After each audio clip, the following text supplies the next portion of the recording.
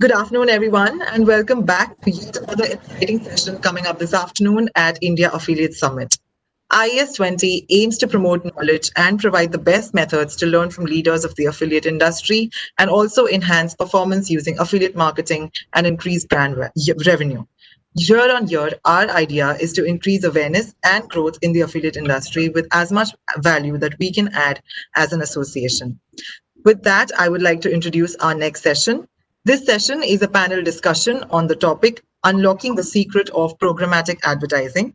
And for the same, I would like to welcome our esteemed moderator, Mr. Paras Mehta, Head of Business India, Cadreon. Welcome. Mr. Abhinav Dubey, Head Digital and Performance Marketing, Aegon Life Insurance.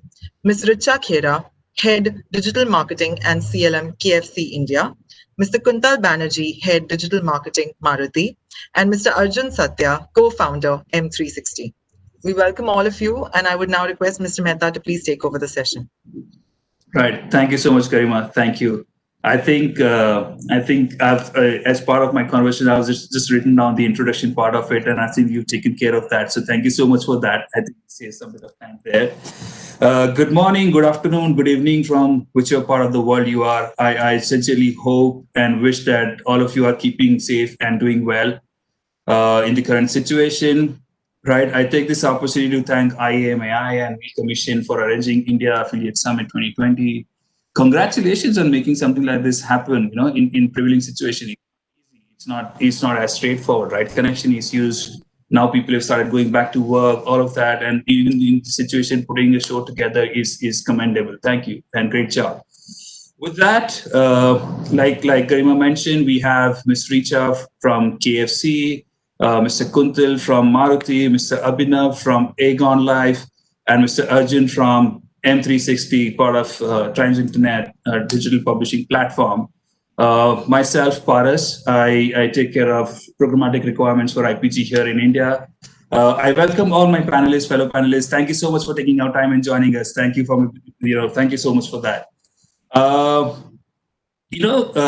Before we start, right, I was just thinking about it.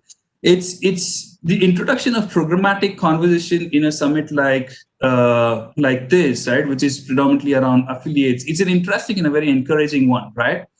The times have come where many of us do not look at programmatic only as a branding or an awareness channel, right? We also consider as how do we drive performance through programmatic, right? It has the potential to deliver results beyond just impression, reach, frequency, and clicks, right? But the general notion still is that programmatic is only for upper funnel. It has very little to contribute to lower funnel actions and so on and so forth, right? What we're going to attend for next about 35 odd minutes is to try and go through for what we're going to attempt to do is to try and address some of these points in next about 35 to 40 minutes. And keep last 5-10 minutes for any questions that our viewers, our people who have really taken out time to join us, and we kind of address some of those questions, right? With that, I would like to invite Ms. Richa to share her thoughts on why programmatic for performance, right? When we have other performance channels which can drive really intent-driven actions, right? So why programmatic? Richa, your thoughts, please. Sure. Yeah, thanks, Paras. That's a very interesting start to this conversation. So I'm going to answer this in two parts, basically. And as a retail business, KFC, of course, is both online and offline.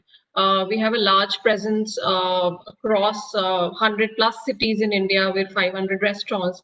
So I'm going to take I'm going to break this down into two parts, online and the offline part of it, the physical and the digital business part of it. So, as a category, we're a very impulse category, which means consumers are looking for decisions to make, on what to eat, perhaps, 3 times a day or even more than that. So the number of occasions that the consumers have is far higher, right, versus any other category.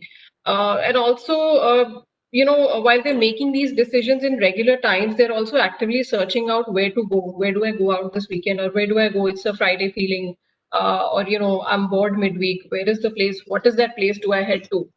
So, as a category, as a brand, we want to be mentally available, in the consumer's mind. We want to be available at these moments where consumers are indeed making those decisions on the fly.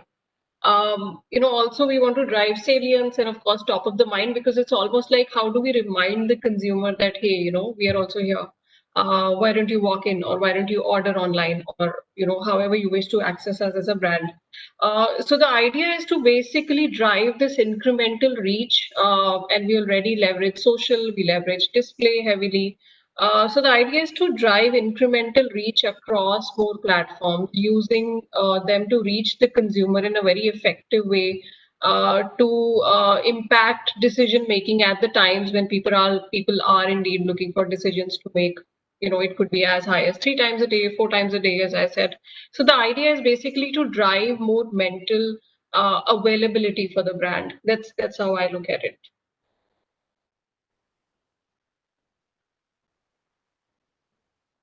Paris, I think you're on mute.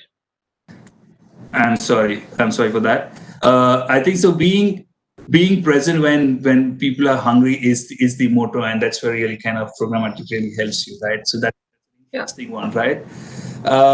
So on that thought, right, just building upon that, so while programmatic is fine, you have many DSPs through which you can run your campaigns and so on and so forth. End of the day, there are wall gardens, right? I mean, and that possibly holds true for almost all categories, right? You would probably be there when the consumer is surfing something on the internet, or seeing something on a social platform, or consuming something on OTT platform, right? So there are various places where you can really reach out to the consumer. So there are many such places. There are some of these places are walled gardens. So uh, I'd like to invite Abhinav to probably share a few points or his view on the challenges that programmatic the challenges of programmatic in a walled garden ecosystem, and then how do you kind of map things together, right? Because in insurance sector, right, people will not really buy immediately. They'll do their Yeah. research and then kind of touch it. So over to you, Abhinav, please. So thanks a lot, Paras, and good afternoon, everyone, and all my esteemed panelists. So if we talk about the walled garden ecosystem, I think we all know that it's mainly controlled by 2 to 3, top companies, which are almost controlling the 70 to 80% of the ad space right now. And these companies are the ones which possess a lot of data, and which we marketers rely a lot in order to run our marketing campaigns. Now, however, the challenge with this comes is that these companies don't share the data easily with other platforms.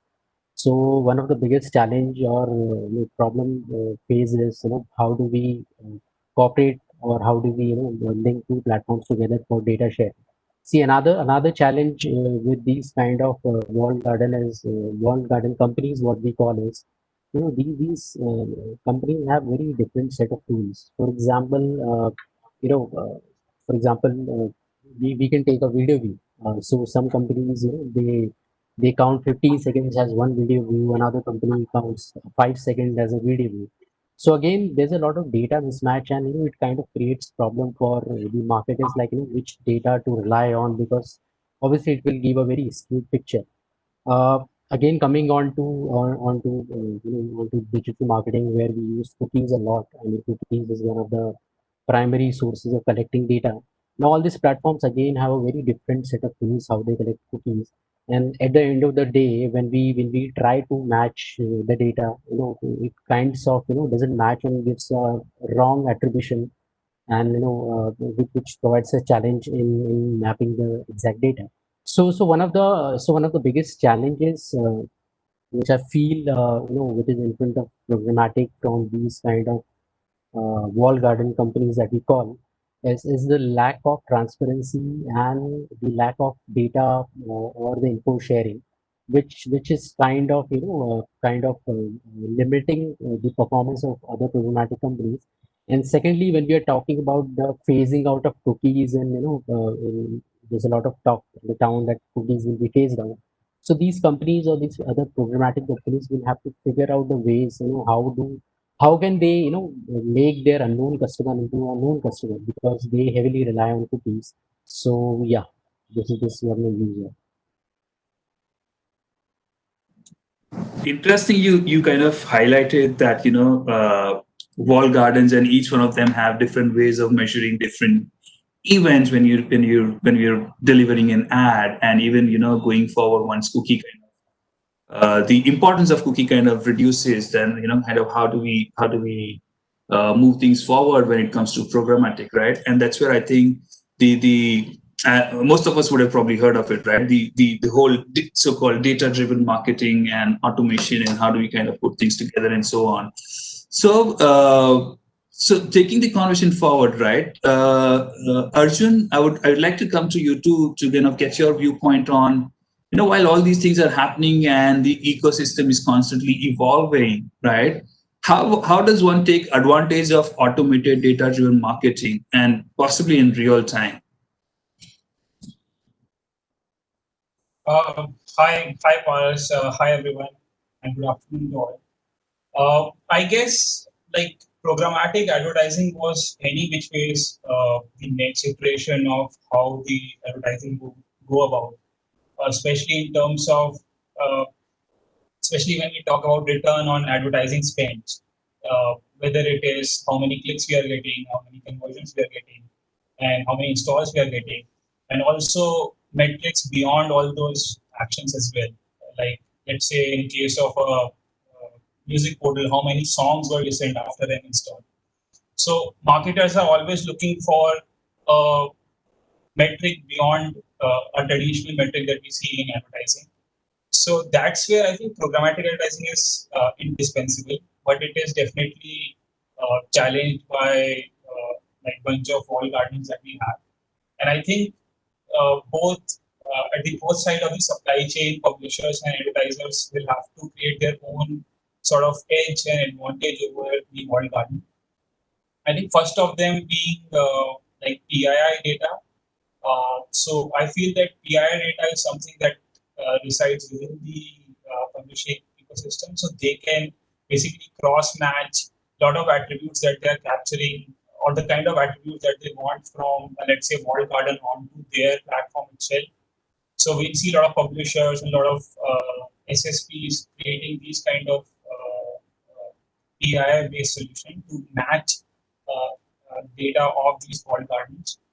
And also, as the next iteration, I think because we'll be harvesting a lot of first-party data, the aspect of DCO will come into picture a lot. So we have seen DCO in travel industry and in e-commerce industry, especially like the creators are dynamically optimized in terms of what is your travel destination and what kind of product you look at. So marrying the first-party data in real time and spitting out the best possible ad for that particular user will drive a lot of those metrics. And also like programmatic advertising hasn't like reached the scale that it intended to. So there's like a lot of areas there's a lot of technologies to be involved. Things like automated bidding, automated setting of frequency capping. So while we saw a large adoption of programmatic advertising like 4 to 5 years back, it has slightly slowed down. But I think with AI and other things coming to the picture, the entire supply chain will be a lot more automated, a lot more accountable, and eventually automated buying will be the way forward for a bunch of at least performance marketing.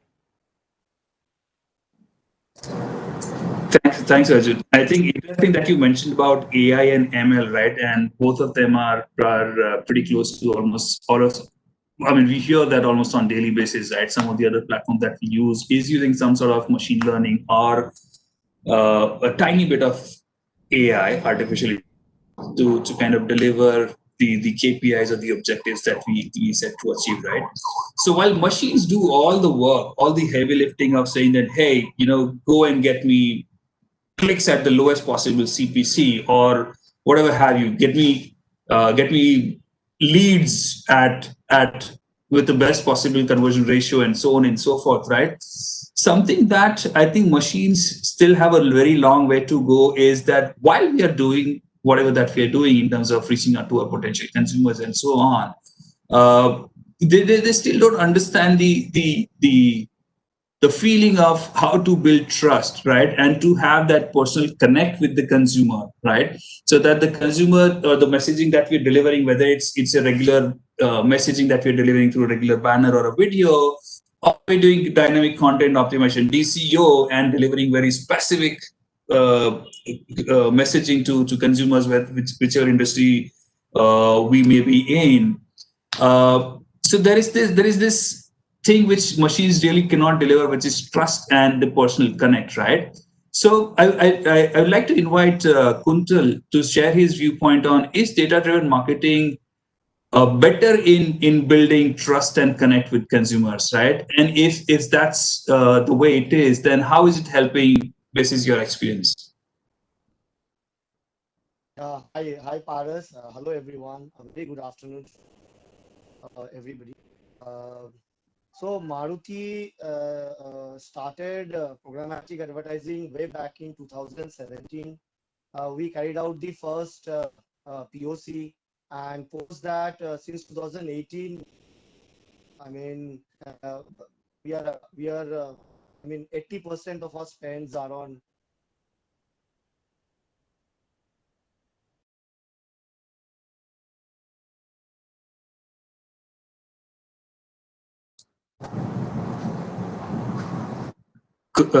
Kuntal, we're unable to hear you. Celebration of somebody has a celebration of wedding, somebody has a celebration of getting promoted in office. So customer doesn't follow a standard pattern of purchase, like he will buy Right. only during Diwali or he will buy only during the Shera. So it's very important to know your audience correctly.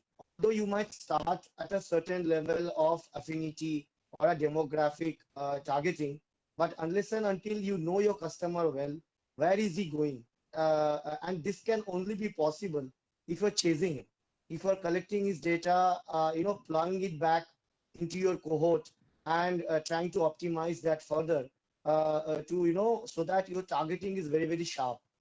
For example, during the COVID time, the usage pattern of customers completely changed. They were more focused on social media, on Facebook. They were more focused on essential commodities. They were more focused on news channels. We are a large ticket size product company. So if I start sending messages on buy my car in the month of April and May, I mean, I will be heavily trolled, right? And there were some companies who were heavily trolled trying to sell their product. So we knew our customer well. So we empathize with the customer. We gave them time. We did CSR initiatives. We gave them tips that if your vehicle is standing in your garage, how do you maintain them so that it starts after 20 days? What basic precautions you take?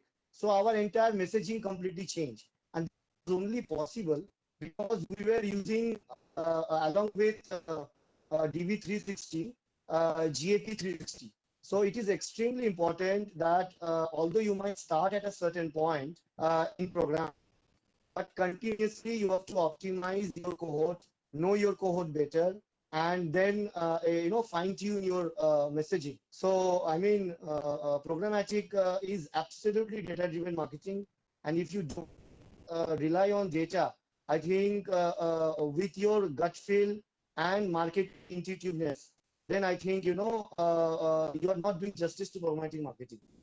Uh, so I think I completely agree that it has to be a data. Right, Kuntal. So I think some interesting points over here, right? Like Arjun mentioned about using PII to non-PII. How do we map that, and then how do we use that for our communication to the client? And like you mentioned about connecting the data, and data could be audiences, data could be just events that we report or record in our ad selling reports and so on, right? And also understanding empathizing with the consumer, right? I am a Maruti owner, right? And I remember, I think sometime in April or so, I received a message saying that, hey, while you're not really driving your vehicle, please ensure that your handbrake is not locked, right? You put it in the gear while it's in park, but don't put the hand lock on, right? You unlock that, right? So such messages really help us take care of our vehicles in a nicer way, right?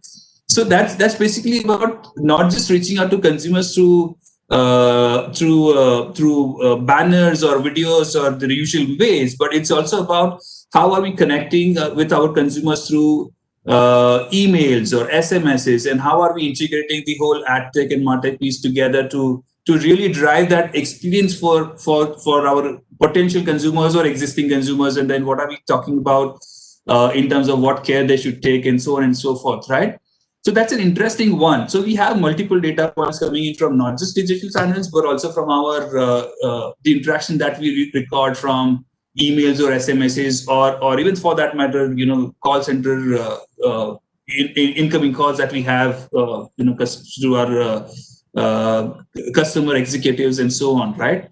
And I think that's where I think Abhinav's work kind of gets a little tricky. So Abhinav, in a scenario, in the industry that you represent, right? It's not just about reaching out to consumers digitally and then getting them to convert for buy your product. It's also about, once they've bought the product, what kind of services are you providing, and so on and so forth, right? So in a complex setup like this, right, how do you measure success? Because is it just converting the user, or once the user is converted, what kind of experiences you're providing? What are the things that you look for?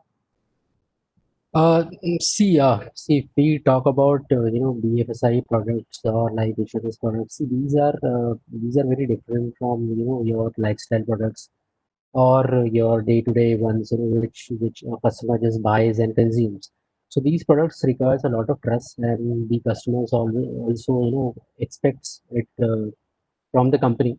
So for example, in insurance, we have a persistency ratio. It's a metric which we used to judge like how our customers are continuing with the product. So for example, you might buy an insurance policy on the first go, or you might buy a savings account in the first go.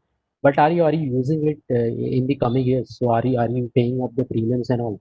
So here, so persistency ratio becomes a criteria for us, to define the success. Okay, if I have acquired X number of customers in my first year, how many of them are going into the second year and coming back and paying the premium? So here, so higher the persistency rate for me, it shows that okay, I'm doing a good job in solving the customer queries, and they still trust me, and they want to continue with the brand. So this becomes a success criteria for me, right?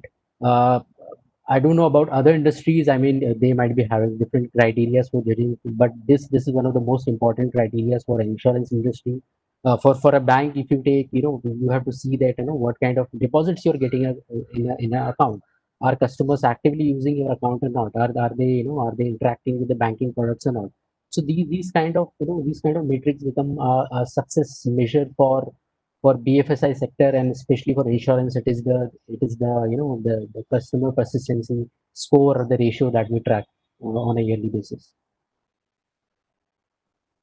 Right. Interesting, right? Because we are not buying insurance just in case if someone has to encash it once, if God forbid something happens to the person, right? So Yeah. it's interesting to kind of measure the success just beyond an impression or a click or a lead, right? To saying that what is the kind of experience that you're providing to the consumer, and how are you measuring the success of the lead or the conversion that has happened on a platform like that, right? So that leaves me with a thought process, right? That okay, I've reached out to the right set of customer. I've pursued that customer through DC or various other mechanisms to say that, hey, maybe what, at this moment maybe that's what you're looking at, and maybe this is the right product for you. So you kind of entice the user to apply for that or buy that product, right? And then once the person has really bought the product, what is the kind of experience that you provide to the consumer through various levels of engagement, either through email or SMS or a phone call, and so on, right? But in an industry which Richa represents, right, where I think, well, like she mentioned earlier, that top of the mind becomes an important one, and the second one is the incremental reach that you measure, right? Um, how do you measure? How do you connect the performance with the revenue part of it, right? Because I may eat. I'm a Zinger burger lover. I really like that, right? I probably will eat once a week, for example, right? But it's not something that I will probably do it for lunch and for dinner as well, right? So how do you measure the performance with the kind of revenue that you generate? Sure. Yeah, interesting, challenge to solve. See, it's fairly easy on the online space, right? There are multiple ways to measure last click attribution. That's fairly common. Also, view through is important in a lot of cases because in our case also we look at a lot of first click interaction because, as I said, we do a lot of top of the funnel advertising. We're also product led. Okay, a lot of our campaigns, our communication that we do are essentially coming from our products which we might be launching. Now these could be rebundles, these could be maybe a Zinger burger like you mentioned. So we do a lot of this reminder through products, right? And we do a lot of top funnel advertising. It could be occasions, etc. It could be multiple things. Now it's also what we've seen is that social, for example, as a channel, it heavily influences people when they even walk into the store. They will say, hey, I saw the ad, say 2 days back or 3 days back, but I took another 2-3 days to walk into the restaurant whenever I got the time. Or last click attribution, as I said, is the most easy part of doing that. So it's easy to do this on the online piece. We do that fairly thoroughly. We also look at data driven attribution. However, where we're also putting a lot of energy and efforts are on the online to offline piece. Basically, how do we track how many people are walking into the store? So we've started to track store visits, which of course is a fairly new metric on a lot of programmatic platforms. It's not as accurate perhaps, but it's just a start, just an indication to see how things are going. Perhaps it works in relativity, like one platform versus another. How do you stack them up together? While those are media optimization decisions, we also do a lot of local and geo targeted advertisements. It's they could range from carousel type ads, they could range from ads running on Google Maps, and a lot of those local ads and newer formats which are emerging for retail brands. We run a lot of those, and what actually helps us is basically we actually have a strong CRM system which runs. So basically, if somebody walks into the restaurant, we also have the cashier collect the consumer details, whoever is willing to share them. So we have the consumer details. So once the consumer is transacting, we finally know that the loop is getting closed. Now, putting all this together right from the first interaction to the last interaction is where all the energy is. So it's not an easy piece of work because different systems, your behavior data is sitting in some other system, your transaction data is sitting in another system. But of course, if done well, if these things come together, the transaction level data can get connected to the behavior level data, and of course you can track it back to how and when the ad was served. And of course, over years we also do marketing mix modeling to get a sense of what's happening. But that's of course those are large ticket things that we do. But as I said, CRM actually plays a really important role. Right. That's honestly, I think it's while programmatic to some of us sound like a nuclear science, but that's what you just mentioned is quite logical, right? How would you progress as human race? Also, we progress naturally, right? And if the same is the case when it comes to the kind of marketing activities that we carry out and how do we measure that, right? So the important outcome of if I have to just note down in one part is while of course you innovate and try out newer formats and new places or newer touch points through which you can connect with your consumer, the most important part is what are the attribution models that you're following, right? And if those models are really helping you drive the performance, right, and the impact of the money that you're spending on the outcome, right? On the attribution model, right? I would like to take a point of view from Kuntal, right?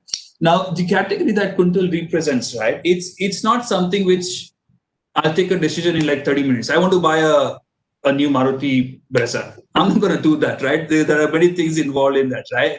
Am I eligible for a loan or not? Do I have the money to pay upfront right now and at this moment or not? At what moment am I going to get the delivery of my vehicle, right? Which color? Is it available or not? There are so many things. Is Brezza the right option? What are the competitors? So a person does a lot of research when it comes to buying a vehicle. I don't know if we do that kind of research, even buying homes for all we care, right? But when it comes to buying vehicles, we do a lot of research. We go to multiple places, we go to online portals, we do Google search, we ask our friends, and so on and so forth, right? So there are many touch points when it comes to a vehicle as an option, right? So in a situation like this, right, Kuntil, if views on is view through attribution model a good way to go about doing it, and if view through is a good model, uh, then would you give credit to all your touch points equally, or would you then depend on basis historic data or some other touch points or any other knowledge that you have as you know as would have gathered over a period to say that here's the right model that I should probably look at when it comes to programmatic to search and the whole GMP thing that you mentioned about as well, right? So how do you go about doing that?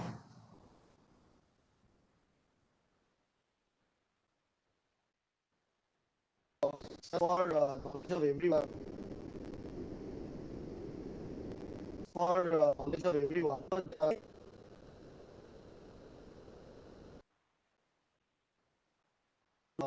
There are many things, and like or taking a test drive. Have become, for example, asking relatives are can be asked on Facebook, or it can be on Quora, it can be on WhatsApp. So taking reference on that, and even on WhatsApp, and Kuntal, I think you have internet connection issue. Maybe if you want to switch off video and just speak, I think that hopefully should solve the problem. be great. That will be. Super. Thank you so much, Kuntal. Yes, sir. Kuntal, you are audible. Yeah. So even the remaining TV digitalized today. TV ads are being rapidly replaced by OTT platforms. Your preferences are through digital media like WhatsApp, Facebook, and test drives. You are giving virtual test drive through AR, augmented reality, and virtual reality. So as far as attribution is concerned, it becomes really complex because whatever you do digitally, the customer ultimately goes to a dealership, negotiates the finance there, and then onboards to decide on to which car he has to book or which car he has to buy. So although the 23 or 24 are digital touch point, but the last two, the customer conversion happens at the retail outlet. So, but our experience shows that even in programmatic, 60% of spends should be on the upper funnel, 30% of spend should be on the middle funnel, and only 10% on the lower funnel. Now, in the upper funnel, uh, where the customer, I'm creating awareness or I'm reaching out to the customer, I think the videos create a huge impact because our own internal cross media studies with Google and Kantar shows that videos have 3.2 times the impact of a display ad, and in a awareness campaign, the mix of video with respect to display should be around 70 to 30%. So I personally believe that yes, view through attribution when I'm doing an awareness definitely plays a huge role because it shows that the customer is not only engaging with your content, but the very fact that a digital customer is very impatient. But if he's looking at your ad for more than 20 seconds or 25 seconds, then I think, you have got it. The customer is believing in you. The customer has got tagged along with you. So, I mean, our internal data shows that, view through is a very, very important factor today in programmatic.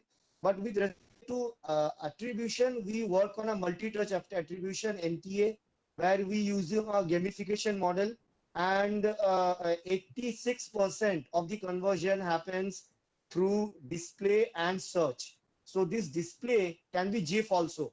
So we are not doing plain Jane display, but we are doing GIF display. So that is how we are going about the attribution. Interesting, right? It sounds quite complex, but I think with the right set of tools, I think all of these are possible, right? So we have about 10 minutes or to go, right? But before I move on to my last question, and then we take on questions coming from our audiences, this is my understanding and experience, right? So all of us have talked about how programmatic needs to be used, and it's not something which you put in your money and you get the outcome like that, right? There's a bit of a science and math that goes behind really understanding your consumer, what kind of communication you're going to have with your consumer, at what frequency, what touch points, whether it needs to be a display or a banner, a programmatic, non-programmatic, or you want to do a DCO, right? A very customized messaging, right? Or like Richa mentioned about, the online and offline part of it, right? Maybe it's a little sketchy at this moment, but there is some bit of time and effort that needs to be put to try and understand how that kind of works, right? And I think that maybe holds true for Kuntal as well, right? Because the 25 touch points that he mentioned, right? The last 2 touch points eventually, at least as far as India is concerned, is still offline, right? So after doing the view through attribution and multi-touch attribution, whether that is really converting to business or not is something that's an important part. So end of it, I think it's basically about connecting multiple data points which are available to us, right? And what do we require for that? I think this is my understanding. What marketeers or in some cases maybe publishers, what they really need to invest in is some sort of a data lake, right? And that could be a combination of data coming in from your advertising, from organic channels, from paid channels, from your website, from any second party or third party data partnerships that you may have. A CRM becomes an important part, right, for most of the businesses today, right? Because that personal touch on, hey, I hope you're all right, and here is something that some sort of communication which is more personalized, right? That becomes an important mix in the way we kind of communicate, right? So all of these coming together becomes like a giant programmatic ecosystem, right? So investment in data lake is one part of it. The second part is, like Arjun mentioned earlier, and I think Abhinav also mentioned, is what happens when cookies go off, right? In a couple of years, once Google decides to do away with cookie, are we ready for a situation like that, right? And what is our response to a world without cookie, and how do we still continue to work the way we want to work and deliver results for our clients, for our consumers, right? So that's broadly about how things needs to possibly shape up to really drive performance when it comes to programmatic. It sounds difficult, but once you're into it, I think it's quite straightforward, right? So Arjun, on that point, right? You represent a platform, right? A tool of sorts, right? That basically puts things together, right, for publishers. So I would like to know your view on when it comes to programmatic, right? What would you like to see improving in programmatic to drive better and faster performance, right? Whether it's cookieless world, whether it's integrating CRM data, whether it's integrating publishing related data to advertising, and see how that can be used, right? So what would you like to see improving in programmatic system? Yeah, hi, Payal. So I think like all of the points that have been discussed throughout the webinar. So there are a couple of tranches of problem with programmatic advertising. One is the current ecosystem where We have like multi-touch attribution problem, offline to online attribution problem, and then what future holds for us in terms of cookieless world and consent management platform and legal frameworks like GDPR and CCP. So for current ecosystem, I think like if you look at things like multi-touch attribution and online to offline, I consider all these like an identity resolution problem because uh, there's a lot of data that is residing in separate silos or buckets that are to be married with a single identifier. So typically, what in walled garden that identifier should be like an email or a phone number, which in turn can be used for the MarTech aspect of it, whether it is mailers and SMSs, for customer success, as it was discussed. But I think for everyone outside of those walled garden, there's a dire need for a identity resolution platform, as you said, like a data lake. So not everyone has like a PII or an email and phone number so that they can marry all the browsers, all the devices, all the operating system against a single identifier and saying that, hey, this identifier is belonging to Bharat. So I think that is to be coupled with something called as probabilistic matching or probabilistic identification, and there are a lot of technology companies that are coming in this play which are solving this problem and saying that this person on Chrome browser in Delhi is same as this person on Firefox browser in a mobile, in an Android. So that kind of identity resolution will definitely help all the things that we discussed, whether it is user attribution, because if you are reaching out to a user through like a 25 touch point, there are a lot of views that are getting lost and a lot of money that is wrongly attributed to whether it is publisher or the walled garden itself. And also for offline attribution as well. If we are able to do any kind of probabilistic match, then the offline channel effectiveness will be more valuable. And this overall in turn impacts the return on advertising spend, which is the final metric that we all want to optimize in terms of marketing. For future, like because cookieless world is just about to come for all of us, as I said, that probabilistic match will still exist, and all these first-party data from, let's say, a particular website or an application is to be married to a first-party data or something else altogether with some probabilistic identifier, which may not be like a third-party cookie. So that's one way that the companies will and are gearing up for that particular world. And I think not only that, in let's say if you consider some markets like US, where the Safari is slightly more prominent as a browser. Safari is not supporting third-party cookie for quite some time right now, so they have solved all these problems. So I think cookieless world we have to gear with like faster adoption of programmatic advertising with more data and AI-driven advertising coming into the picture because I think we are still like putting a half step to what actually programmatic advertising could be. It is supposed to be totally automated. All identification of user across all touchpoints are to be defined. That's one thing. And concluding on the contextual aspect of it, I think contextual is slightly deprioritized, especially with the advent of behavioral marketing. So we'll see, especially from publisher point of view, a lot of contextual targeting set coming into the programmatic foray, and because they are slightly more effective in terms of the user data, because there's a lot of chances of fraudulent data coming into the user behavior. The contextual will be a lot more transparent. You know what kind of inventory you will be reaching out to, and it's slightly less intrusive than behavioral targeting or retargeting. So I think we'll see a resurgence of contextual advertising, which happened like in early 2000 with AdWords. So we'll see that, and the publishers will start investing a lot, and even companies will start investing a lot in contextual targeting set, whether it is keywords, entities, sentiment of the article, things like that. Excellent. So I think we are a little out of time, but I'm just going to quickly take 2 more minutes. I'll take that liberty, right? To one summarize and to quickly get each one of my fellow panelists' viewpoint on one of the questions that's been posted here. The first part is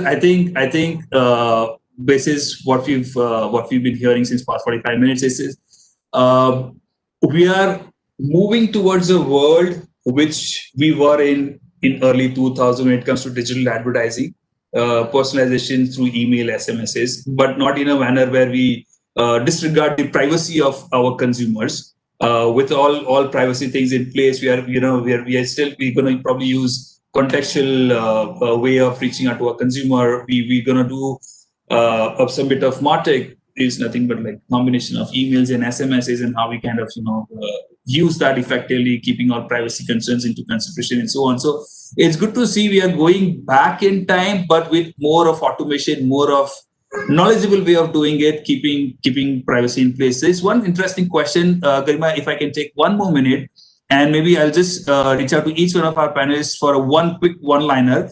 The question is. Just give me a second. I'm just reading through it.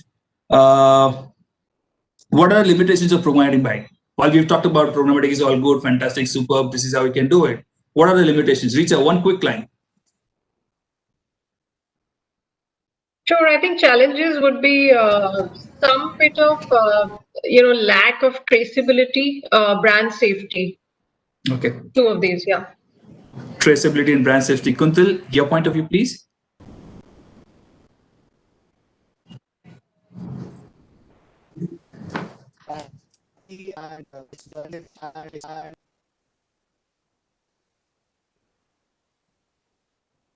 Brand safety and placement traceability. Abhinav, your point of view, please. I think programmatic will still take a lot of time to become your frontline performance marketing channel. So there's a lot of journey to cover for the channel. Right. Arjun. I think identity resolution, that's one. And second, empathizing with user in terms of what they actually want to buy rather than like bombarding them with a lot of ads. That is something which could yet to be solved. Excellent. So we have the final words from our panelists on the challenges and how programmatic still can help them drive performance. Thank you everyone for joining us. Thank you, my fellow panelists. Thank you so much for taking our time once again. I hope to catch up with each one of you once things go back to normalcy and once we are back in our offices, maybe for a quick dinner or something. That's on me. Hopefully next time when I'm in Delhi. Or whichever place of India where we can try and catch up. Thank you so much, everyone. Thanks for joining in. Thank you, Garima, and thanks, IMA. Thank you, You guys Mr. Mehta. take care. Thank you. Have a good day. Thank you to all our panelists for this great session. We will soon be back with yet another exciting session coming up. Meanwhile, I would request the audience to please visit our exhibitor space, and please do also check out the leaderboard on the platform to know on updates of our various contests. Thank you so much.